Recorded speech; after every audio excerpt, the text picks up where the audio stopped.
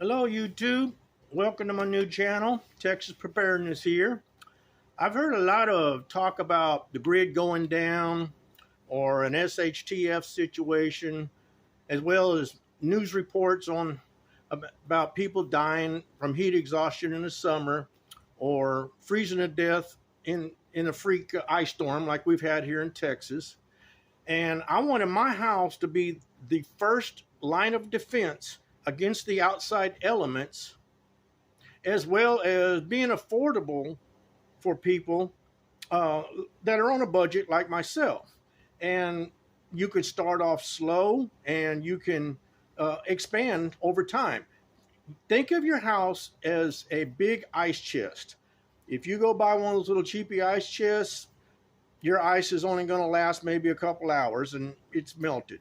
But if you go buy one of those big thick wall tailgate party type of ice chests, I've had those out in the garage, 100-degree weather, come back in a couple days and they still are full of ice. My house is the same way. What I wanted to do was, without any kind of AC or anything else, I wanted my house to be able to sustain life without a external source.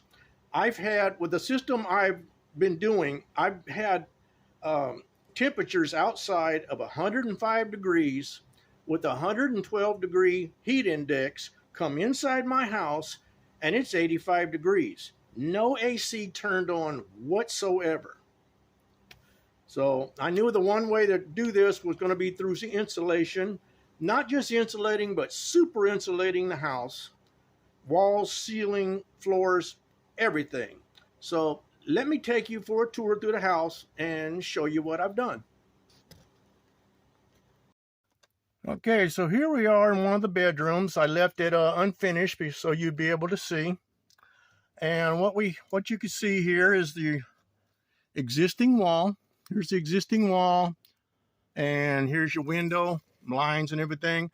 What I did was I went with R25 insulation. It's approximately R13 in the existing wall. And what I did is R25 is approximately 8.5 inches. So what I did was come out 8.5 inches and I built a new wall in front of the existing, and I put R25 in the new wall. The reason I went with R25 is my local DIY store happened to have an overstock of this R25, and they dropped the price down to like $8 a roll.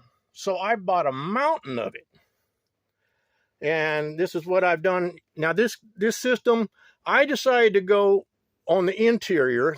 This system can be done on the interior or on the exterior of the house.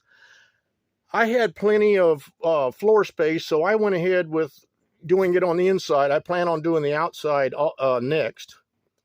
But let me show you one where the sheetrock's been added on and new windows and everything. And let's take another tour. All right, now here we are in the living room. This is where I have my finished walls. And as you can see, up here in the front, you have your existing wall and your windows. And what I did is I came in with my new wall in front of the existing. And after you put the R25, there's one section I left open so you could see. Then it has new sheetrock in the new wall. And I came back with double pane windows in front of that. And then when I went back to finish it, there's your old wall, here's the new wall, then I bridged between the two walls with plywood, which now my walls are 1 foot thick. So that means you have a really big window sill, like if you want to put plants or something like that. And what this has done was, like I said, if I could have 105-degree weather outside with 112-degree heat index, I can walk in my house and it'll be 85 degrees, no AC turned on whatsoever. And by doing this, now 85 degrees, that is survivable in a heat wave. But naturally, you want to bring it down a little bit lower. Well, what you've done by doing this system was you've lowered the necessity for a big air conditioner. So it drops your air conditioning bills. So don't have to have a big air conditioning system. You can just use a little window, which I'll show you next. All right, now we're in the dining room, and my house is a 2-story house, and we're looking at 3,500 square feet of living space. And I'm in the downstairs, the living room, and I'm now in the dining room. You can see as I'm doing my sheetrock on the new wall, and there'll be new windows in here. And then there's your existing window, and what I'm doing as I'll pan down, there's a little 5,000 BTU AC that I'm using to cool this space. And it's a completely open concept. As you can see, I'm in the dining room. We'll go all the way around to the living room. There's that living room where we were. There's the dogs. Hi, dogs.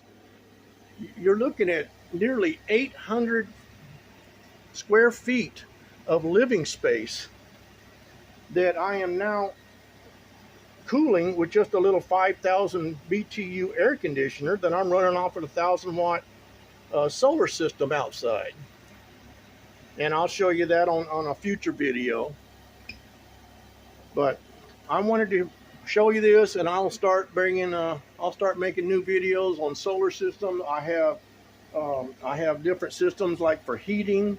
I'll go into that on future videos. So anyway, I wanted to show you this and share it with you, and maybe bring some new ideas to people. And as you can see there's the thickness of the wall. It's a foot thick. So if you like my videos, maybe subscribe and give me a like, and you'll look for future videos. So anyway, thank you for watching, and you guys have a nice day.